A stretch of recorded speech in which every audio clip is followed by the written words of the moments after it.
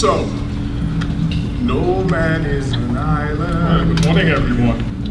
No one stands alone. Each one needs a brother or sister. Each one needs a friend.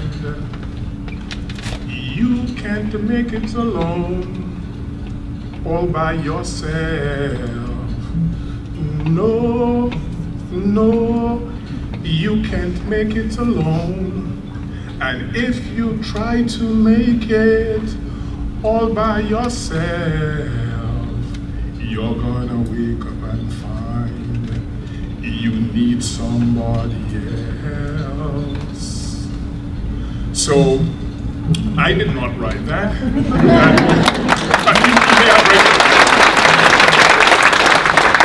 In 1624, John Donne wrote a poem that is very, very famous. No Man is an Island. It's referred to, some people refer to it as For Whom the Bell Tolls, because it begins with No Man is an Island, but it ends with For Whom the Bell Tolls, right? But what does that matter to you? What does it mean for you? We just had a beautiful presentation of the various parts of Pennsylvania Leadership Charter School. The various individuals who are involved in doing what? Why are you here?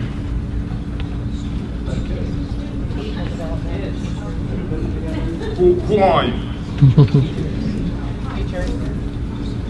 A learning community, teachers, parents. I would like to add one thing to it that you may have already thought of. You are a co-creator. I want you to think about that for a little while, because we may recognize that and we may take that for granted, that we are going about our business from day to day, and we interact with each other, and we're just doing our thing, whatever that thing may be. But how often do we think of what we are doing as creating? We are creators. And that is the one thought, maybe one of two, or one of three thoughts I would like for you to take with you. Not just when you leave here today, but when you go to your workstation, when you interact with your colleague working in the cubicle next door, when you interact with that student, with that parent, with your administrator, with your boss, maybe. In every area of life, you are a co-creator. We had beautifully done, it was quite in sync with the music. I like the way that it was presented, you. And I kept seeing that word, you. You are. And we saw the different facets of who we can be, of who we are, right? You are a co-creator. Because every time you interact with another human being, you are creating something. Think about that. You know, we're busy, we're running here, we're running there, we're doing this, we're doing that. And how often do we stop to think that those split seconds sometimes of interaction with another person is an act of creation? In the work that I do, as Val introduced me as being the Assistant Director in the Advocate Program, Lebanon County Youth Advocate Programs, one of the tenets of the work is that it takes one caring adult to have a positive impact on a young person. And you can be that caring adult. The workload is immense, but your impact as a co-creator can also be immense. don't be overwhelmed by the gargantuan nature of the interventions that you are going to be performing. Didn't think of yourself as being an intervention specialist. Every time we interact with another person, we are an intervention specialist. I took my son, who is a PALCS student. My wife and I, we have 5 children. Only 3 are currently in PALCS. That's only because one is 2 and the other one is 8 months, so there's no place for PALCS for them as yet. But one day, I took him to the STEM program that was conducted in June, at the end of June, last week of June. And when I walked towards the building, it was the very first time that I had been interacting directly with PALCS. Now, I was born on a little tiny Caribbean island, the island of Dominica, and I grew up in the Virgin Islands in St. Thomas. At 8 years old, I went from Dominica to St. Thomas, and then at 16, I went from St. Thomas to New York City. I lived in various places in New York, moved to Seattle, I've been to Italy, and yet, when I was walking up towards the building, I wasn't even going to do anything except just deliver my son. There was a little bit of nervousness. Because in every interaction that you're engaging in for the first time, you're unsure. And whoever is engaging with you, especially if they don't know you, they're going to be unsure. And so at that point, when you're intersecting, when you're intervening in someone's space, in someone's life, that's an opportunity to either welcome them and create a space where they feel as if they are part of what you are doing. If you instead give the impression that they are not welcome, that is creating something as well. So you have the choice of creating a welcome space, or you have the choice of creating a space that says, I'm not welcoming you here. You don't belong here. I don't see you, I don't know you, I don't want to know you, you don't matter. But as we saw in the description, we're all supposed to be individuals who matter. So when you're creating your space, when you are creating your interaction, are you creating one that says you matter? Because you are a co-creator at that moment. So, I'm going to read you a quote. Some of you may know this gentleman, Arthur W. Fauché. He was a director of the Bureau of Educational Research at the Ohio State University. And he says, the one continuing purpose of education since ancient times has been to bring people to as full a realization as possible of what it is to be a human being.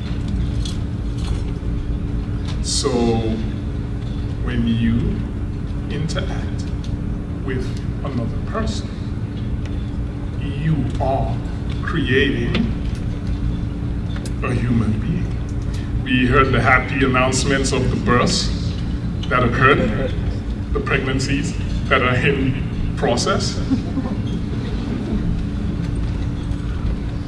You interact and you are birthing.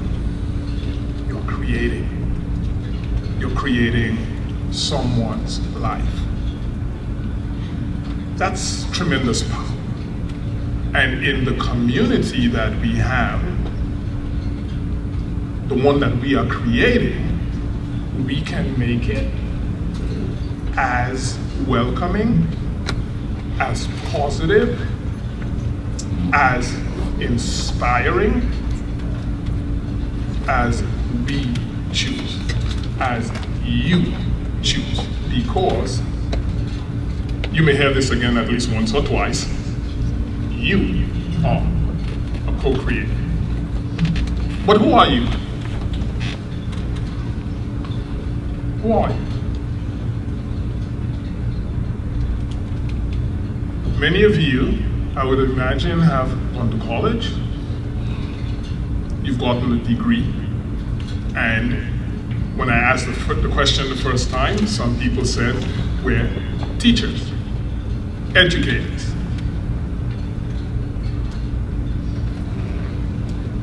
But you're more than that. You're more than that. You are a co-creator. But who you are and how you create and what you create is going to be informed by who you are inside. You can't give what you don't have. You can't give what you are not. The sun radiates and it spreads its energy to the degree that it is able to from the processes that are taking place within it. You influence your space. You create an environment based on what you know, who you are, in terms of personality, in terms of temperament. All of these things that make you you are then tools that you use when you interact with others to create.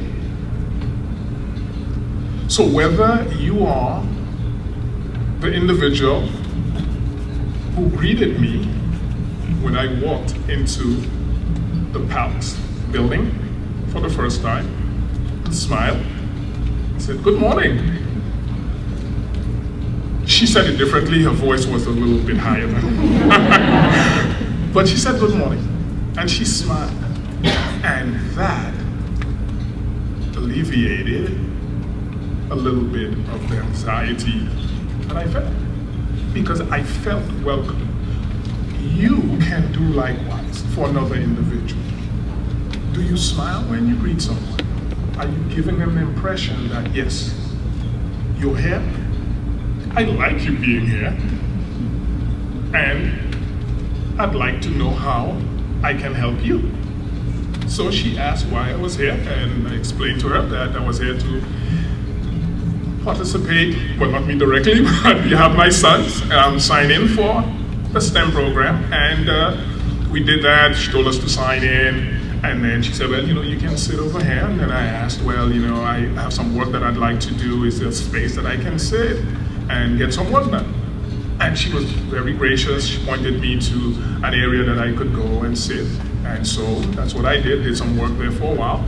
And then the following day, I think it was the following day, when I went back in, she said to me, well, they're having a meeting in the room that you were in, so you can't use that. So I said, okay, that's fine. I'll sit here and I'll go ahead and do the work that I can. And while I was sitting there trying to work, another lady passed by, and she said to me, oh, you can sit over here in this other area where you can have a desk to work. It's very gracious.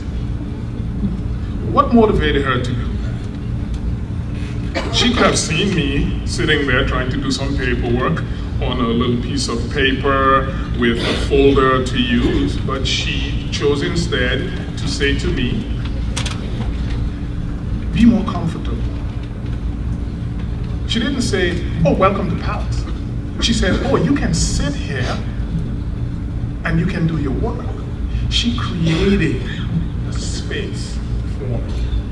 When you interact with your students, and if you are the IT person who was helping the individuals that were coming in, registering, giving them their computers, you can do the same. You may not say, sit here and do the paperwork, because they're actually not doing paperwork to get a computer, right? So according to the need, when you respond, you are helping to create. In your space, you're helping to create. Your identity is who you are, right? And so we demonstrate that in part by what we say, but more importantly by what we do. We all know, we've heard the saying, action speaks. Action speaks louder than words. And so we may have noble ideas, we may have noble concepts, and those are great. They're a beginning point. But what we do, how we interact with each other, and anyone we encounter is going to speak volumes louder. So, my question is to you then, another question. In creating, as you embrace being a co-creator, what are you going to create? How are you going to create? I was asking someone about their perception of how things are here at PALCS. And the person said to me they found it very welcoming. It's a collegial environment. And that is beautiful. I love that. It made me smile. Because it means that you, in interacting with each other, you're creating a space. You're creating an environment where others feel welcome, they feel validated, they feel as if they're going to be responded to in a manner that gives them meaning, value, and it helps to build that sense of belonging that science tells us, neuroscience, psychology, tells us that each one of us, we want to belong. We want to feel part of something larger than us. So when my daughter received a card from one of her teachers, the smile on her face was priceless. The teacher who sent it to her did not need to do it, but in that act of giving, of sharing, one act, very simple. How long did it take to do that? I don't know, but it was one act that built warmth, a sense of belonging for my daughter. Our children entered PALCS a year ago. They had never attended public school. We always kept them in a private school because the public school system we thought was broken, and we did not want our children participating in what was being done there. And so when we dissociated from the organization that ran the public school, the private school that our children attended, we had to search for another means of educating them. My wife, as my co-creator, she embraced the responsibility of researching what school our children would attend.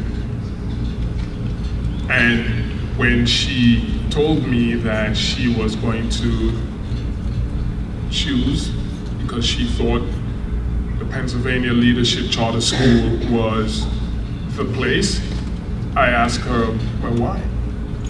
And she told me about the ratings that she had seen. She had contacted the school and she felt comfortable with the conversation that she had had with the individual on the telephone. And that said to her, this is the one. I trust her. So I said, okay. Our children were not as keen on it. My daughter especially. She's 11. She was 10 at the time, 10 and a half. And she missed her friends quite a bit. so she was far more resistant. Our oldest is 11, well, he's 12 and a half now. He was more, well, yeah, you know, I miss my friends, but yeah, I'm gonna do it. Yeah, it's school, just had to learn. The 6.5-year-old at the time missed his friends too, but his older brother kind of guides him. I guess his older brother is a co-creator. So he went along. He said, yeah, I miss my friends. He would say that. But my daughter took it hard, emotionally. And so we were, I think, maybe even 3/4 of the way through for the school year. We were concerned about her disposition. And it was very, very heartwarming for her to receive the card that really inspired and encouraged her. And so we gave them the opportunity to relate to us whether or not they wanted to return. And they all said, yes. Yes.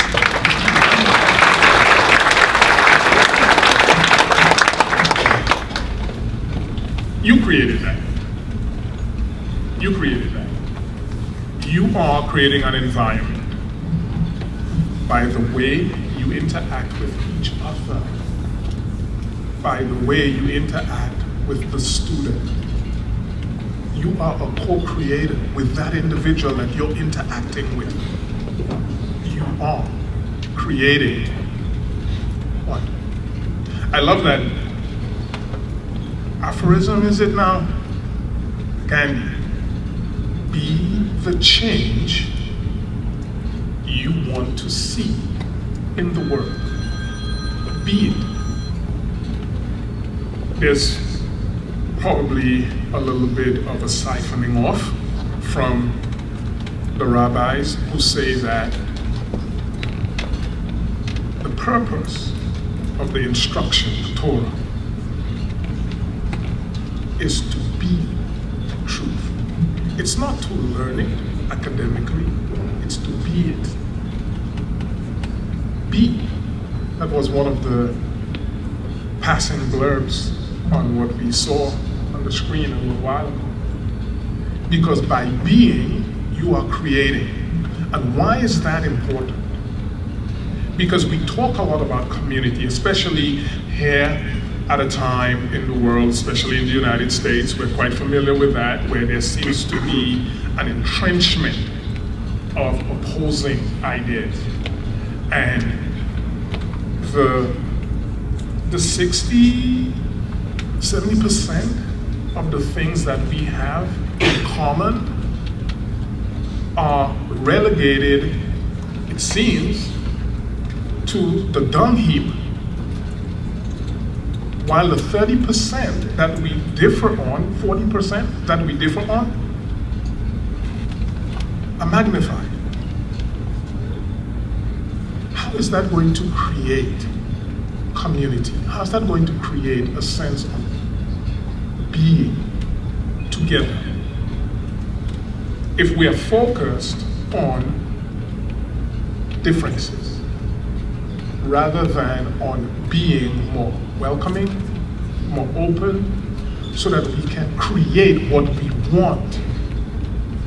I came across a quote yesterday, and I'll find it because it's here. And the lady, I don't know who she is, her name is Margaret Wheatley. You may look at it. And what she said was, ask what's possible. Ask what's possible, not what's wrong, and keep asking. Because in the process of creating, we have some vision. Maybe sometimes it's not crystallized. But think about what you want. Think about the way you want the world to be. Think about how you want to function. Think about how you want people to interact with you, and be that. be that. Because so often, and this is what the individuals who want to enhance differences are hoping to create. So often, we are constantly bombarded by what's wrong, what's the problem,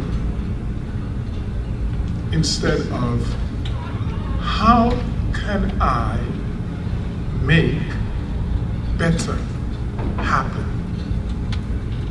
But it's not about making it happen with power. It's making it happen because you identify who you are and the type of world that you want. You identify the type of environment you want to be in. And because you have that vision of who you want to be, what environment you want to be in, you, by being, create it with the choice of how you interact with your colleague, with your parent, with a parent. Every day we are making the choice. Because community is built by individuals. So, because you're educators, I'm going to read you some definitions, which I hope you'll appreciate. Identity: the distinguishing character or personality of an individual. You have an identity. You matter, you are, because your characteristics, your personality are unique, right? We all saw that. How many of you didn't see unique as one of the words that was on the screen when the music was playing and the scenery was changing and we were getting the words about describing who you are, who I am? Unique was one of them. You are unique. There is no one like you. There will never ever be anyone like you. So yes, you are special. But what are you going to create with that specialness? The knowledge that you have, the experiences that you have. All of those things make you you. They are gifts, right? Interesting thing about community. I'll define that as well. So community comes from, when I look at the word, so I like words. So I look at the word community and you see the word and you see, well, community, common, unity. And so I wanted to find the etymology of the word. Comes from communis. I may not pronounce it correctly because I don't speak Latin generally. But the root is, of course, common, right? But a little bit closer to the root, the deeper root, if you will, is munus. And it means a gift. It means gift or service. So, in ancient Rome, it was required, well, let me back up. Before it became required, the term munus meant a gift, a service that you would perform freely at first. Then it became something that was required because you had a certain measure of resources, wealth, and if you had wealth, then it was expected that you were going to use that wealth to benefit others. So that's what munus is. In fact, there was a time when individuals were exempted from having to provide munus, and therefore they were called the immunitas. That's where we get our word immunity from, that you are not bound, you're not obligated to something. So monis means gift. Community means common gift, if you will. So whatever gift you have, whatever knowledge you have, whatever characteristics you have, your personality, your temperament, your skills, all of those things are gifts. Each one of those things is a gift that you can bring into service for the common good. So when we talk about community, it is not an abstract. It is not something that others are responsible for, because you are a co-creator. I am a co-creator of community, and therefore whatever I bring to that mix, I am using my service, my gift, to build something. And when I build, when you build in a community, which means all of us giving what we have, because you can't give what you don't have, you can bring what you are not for long, you can pretend for so long, right? So we want it to be real. So embrace who you are. Embrace your skills, your gifts, and use those things as points of service to create the world you want. One of the, probably the largest challenge, English teacher was saying, he said the, and then he used a consonant after that. That's wrong. The largest challenge we face in the work that I do is to interact with young people who have been bombarded for most of their lives with negatives. How terrible they are, how much of a burden they are, how much of a problem they are. They grow up in, kindly I suppose I could say, a dysfunctional at best environment. And so when I go to interact with the family when they come into a program, I go out and I interview the family, and one of the questions that we'll ask is, well, what are their strengths? What are you good at? What characteristics are positives? And it is one of the saddest points of my job, my work, to sit with a young person and that person's parent. And when I ask about their strengths, the positives,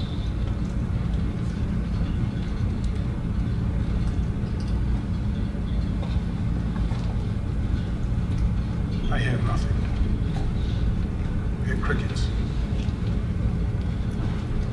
Because they have been bombarded and been focusing on what's wrong. But Margaret Beatley says, don't ask what's wrong. Ask what's possible. And so our approach in the work that I do is strength-based, that's what we say. And so we're trying to focus, we're trying to help them to understand that, yes, you have strengths.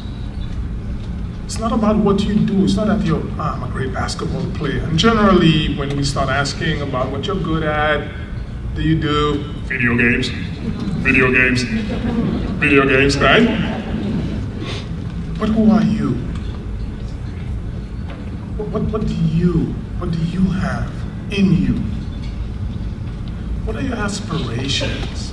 What does a better world look like for you?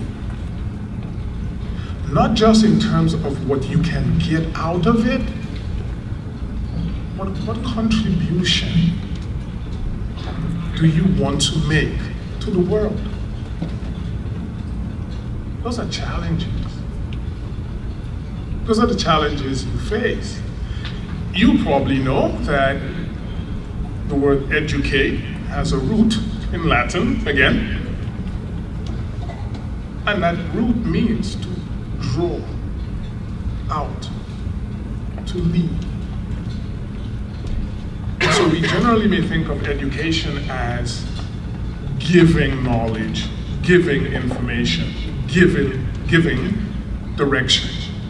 But in reality, it is drawing out, leading someone. Because as a co-creator,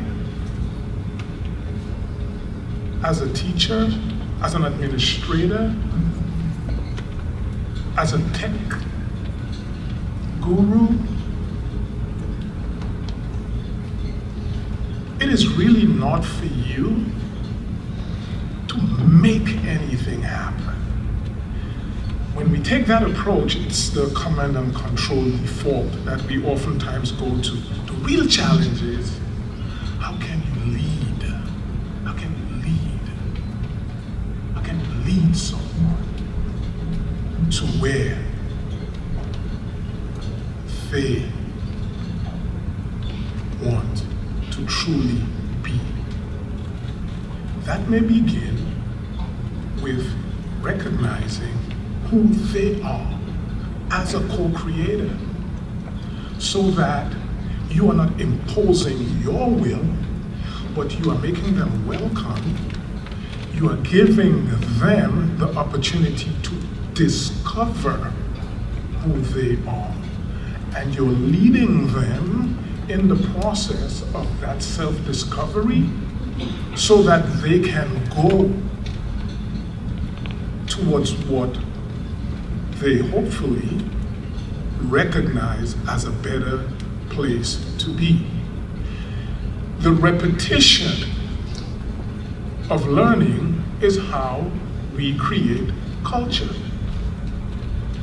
Every household, every company, every school, every department in a school has a culture.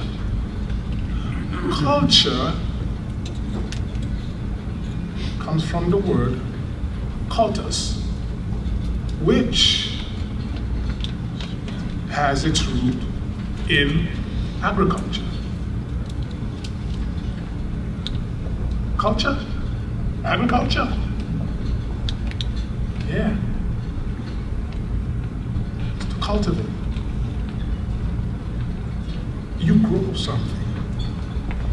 So when you culture bacteria, you take some, put it on a medium, and, right? So we use the term in that sense of growing, cultivating, making something, right? But interestingly, the relationship to cultivating has to do with a wheel. So the turning of the wheel, what you repeat,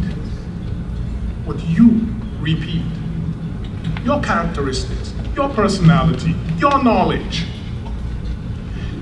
How many times have you studied something once and then you remembered it without having to review? Right? We learn, you know, and you're probably going to be teaching your students, you need to study. You need to review. And so we cultivate by repeating. We're rolling that wheel over and over towards what we want. And that's how we create a culture. We repeat something over and over. So what are you going to create? What are you going to repeat with your colleagues? What are you going to repeat with your students? Are you going to share with them and lead them forth towards a growth mindset? Hey, you know what? You didn't get a good grade, but you just haven't done it yet. Carol Dweck, right? Well, pretty much, I think most of us are probably familiar with Carol Dweck's growth mindset. If you're not, then you can TED Talk it. I'm using TED Talk as a verb because we use Google as a verb, so we're hopefully I'm creating something by saying, you should TED Talk it.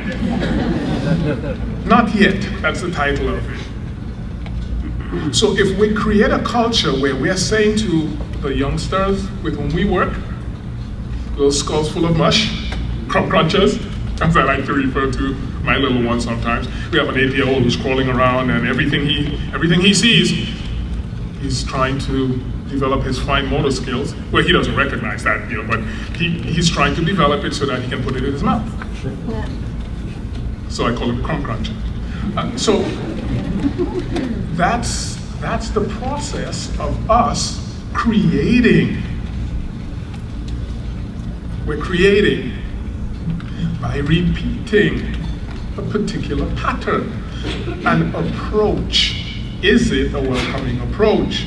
Is it positive? Is it uplifting? Is it challenging? Is it, dare I say, transcending? Because we all have struggles. You're going to encounter very, very difficult students, parents, administrators. So, no, administrators are not difficult. No, we're as human beings. As human beings. My wife said to me the other day, we're working on a project, and she developed something, and she printed it, and she asked me what I thought about it, and my reaction, let us say, was not as joyful as she would have liked. And so I said, well, yeah, it's all right. And she looks at me, and I could tell she was a little frustrated. I don't know why.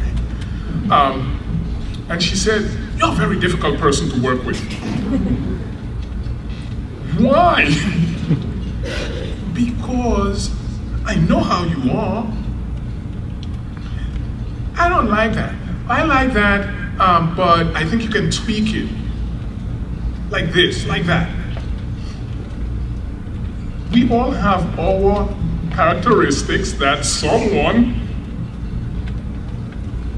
because they don't know how wonderful we are, someone is going to have a problem with. Someone is going to have a few characteristics, or maybe one, even at least, that you don't necessarily find appealing, troublesome, challenging, difficult, irritating.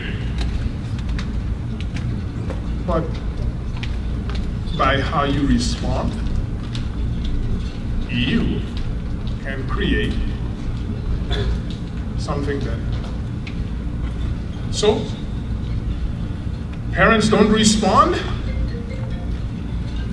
Is that my signal or yours? Thank you. I don't know your name, but I love you for putting the thought in my mind. Probably should be wrapping it up soon. If anyone has a shepherd's crook that you need to pull me away with, just hold it up.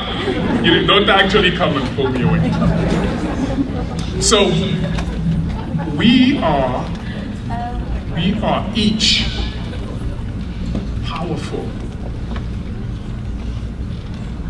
I won't go into that snap song. You've got the power, right?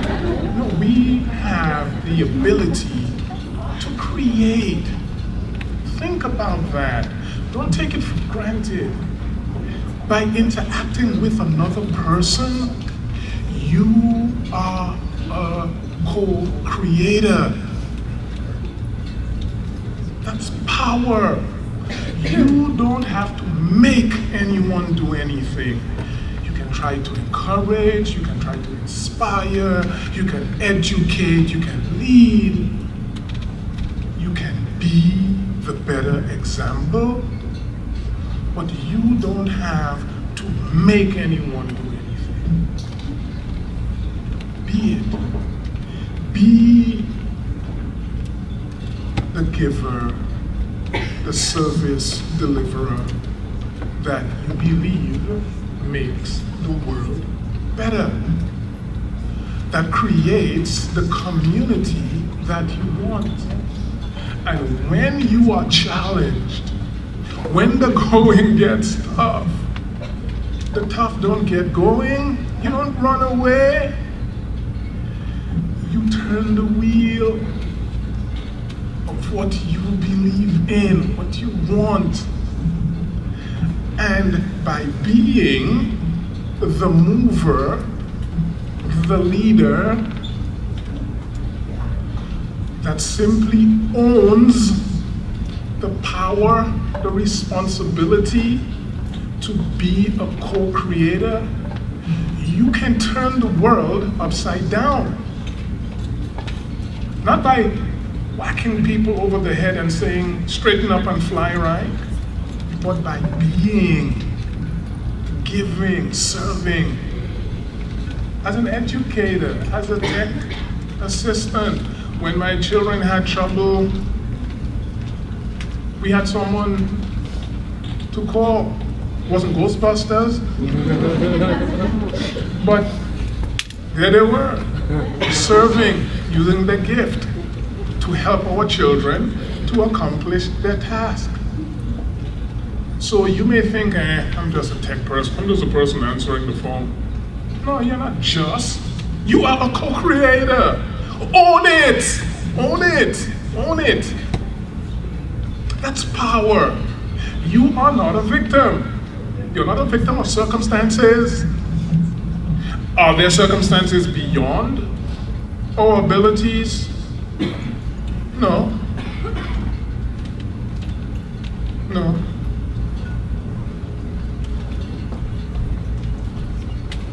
Viktor Frankl.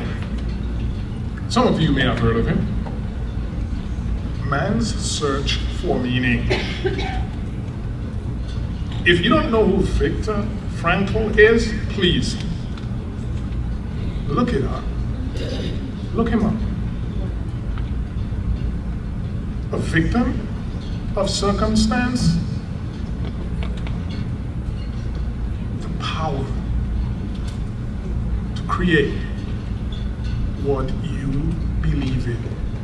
He demonstrates that because at every stimulus you encounter, before you respond, there is a gap where you can choose. Someone cuts you off in traffic, you can choose how to respond. Someone treats you unkindly, responds to you unkindly, doesn't invite you to the party. You can choose how to respond. And by responding in a manner that creates a better result, you have the power. Now, you can respond in a manner that says, I'm going to teach you a lesson. You cut me off, I'm going to chase you down. And how many times have we heard of accidents occurring? Individuals who had absolutely nothing to do with that incident ended up dying because someone made a response. They chose to exercise their free will in a manner that was not creating a better community. But you, as a co-creator, you have that power to make the right choice. Who are you? Who are you? Who do you want to be? What kind of world do you want to be in? What environment do you want to create? You are a co-creator. And if you own that, then you can choose to create beautiful. Beautiful. You can make beautiful happen by being it and by making the little choices along the way. So if someone cuts you off, you can think, hey, maybe they're in a hurry. Maybe that person's wife is about to give birth and they need to get to the hospital quickly because they don't want to have to deal with trying to deliver a baby in traffic, right? I mean, generally we're not thinking that, but it's a choice. So You begins with you. A community is a group of individuals. You are an individual, and you making choices create the type of community that you want. And when you keep repeating it and repeating it, you are creating a culture. So it was very gratifying for me to hear that the individual I asked the question, how does it feel to be here at PALCS, said collegial, warm, beautiful. That's the world I'd like to be in. And thank you for making that happen. But the challenge continues. New year, new students. We heard about the 400 plus new students that have been enrolled. And so you're going to encounter challenges. You're going to encounter difficulties. But you can choose what you create, how you create, by using your identity and by repeatedly presenting opportunities for encouraging growth and development. So when John Donne ends his poem by saying, don't send to know for whom the bell tolls. It tolls for thee. I am going to use a little bit more creative license because I am a co-creator. And I'm going to say, generally, it's presented that this is from the perspective of hearing a bell tolling to announce death, right? That's, for those of us who are familiar with the poem, that's what we generally look at it as. The bell is being tolled to announce a death. So, I'm going to take a little creative license because I am a co-creator. When a bell tolls in a restaurant, it generally means, come and get it! Food's ready, right? Now, they don't make Westerns anymore, right? When I was a young lad, about 5 years ago, they used to make Westerns. And the cook would have a triangle. And when the food was ready, your cowboys are out on the range, and when the food's ready, he would take his implement, put it in the triangle, and ring his bell. There's a song too, Ring My Bell. So I do that a lot. It's references. I love music. I worked as a DJ way back when, so songs come into my mind. So when you hear that bell toll, that's not announcing a death. Come and get it. That's another song. And if you want it, here it is. Come and get it, right? Come and get it. That's the bell. Go get it. You tell your students, you tell your colleague, come and get it. Because I am welcoming you into my space, into my world. I am leading you as an educator to something better. Come and get it. So when the bell tolls, yes, it does toll for thee. But it is not a summons to find out who died.